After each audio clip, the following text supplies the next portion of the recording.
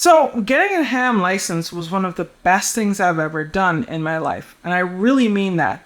It's opened the door to a tremendous hobby. It's helped me appreciate the wider world. It's got me great volunteer opportunities in a couple of organizations. It's also opened the doors in my career. Now, some people do get interested in amateur radio in part of their life, and then life gets in the way. You might get married, you might have a couple of kids, 3 or 4 or 5 kids, and then life might take a pause. You might forget about your amateur radio license, you might put away the equipment in a box in a closet, and then later on in life, something prompts you, maybe a friend, maybe you see someone in the news or something, and you want to get back into ham radio. Well, fear not, my friend, I have great news for you.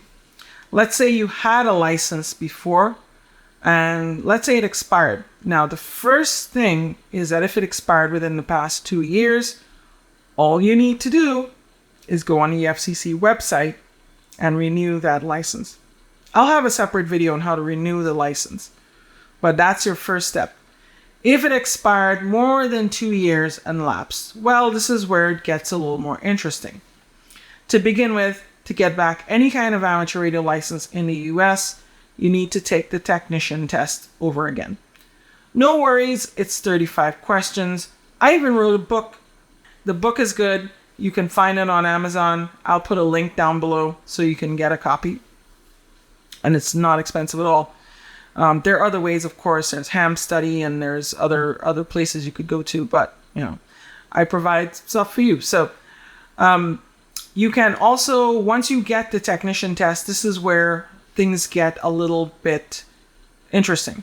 So first off the bat, if you held a general or extra class license before of any kind of US general or extra class license, what you can do is once you pass the technician and you furnish proof of the license, you can get that license restored. How it works is that you get element credit towards the old elements, right? You get element credit for the general, element 3, and element 4 for the extra if you had extra. If you had an advanced license, well, unfortunately, the highest you're going to get is general. But that's okay because you have plenty of HF privileges and you can always upgrade to extra later on. If you had a technician license before, this is where it gets a little interesting. If you had a technician after 1987, well, you're going to have a technician today. If you had one before 1987, what's going to happen is that you're going to get element credit up to general. Isn't that cool? Yes, so you will become a general. That's because back in the old days, how the general and technician were separated was that the general and technician were the same written exam, but the only difference with the general is that it had a higher speed of Morse code. So you can do that.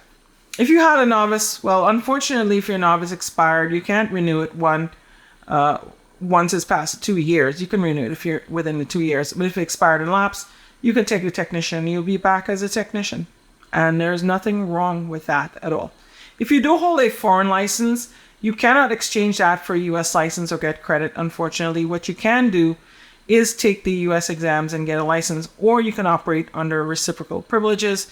I did that for a little bit when I first came here for a couple of months, and then I took the US license. Fortunately, I had the knowledge from my previous experience as a radio amateur, and I passed all the exams quite easily, even with Morse code, even though Morse code is not required today. Okay, so that is something interesting. Dave Sumner wrote an article about that. He was one of the CEOs of the ARRL way back when, and he wrote an article about this, and it's basically a way to get people, welcome them back into the hobby. Life takes a pause. Unfortunately, you will still have to pay that $35 fee. And if you choose to go at ARRL VEC, you'll have to pay their exam fees too. But there are other VECs that have lower cost examination or zero fees, such as Laurel Amateur Radio Club, which tests for free. But of course, if you want us to support the ARRL, which are a $15 VEC fee, there's nothing wrong with that. All right, so if you've gotten back into the hobby, why don't you let me know? Write a comment below. and tell me how it went. I'm going to have some more videos relating to travel and how I got licensed in other countries and lots of interesting stuff, including an upcoming trip I have coming, but I'm going to save that one for later. Until next time, my friends, peace in 73.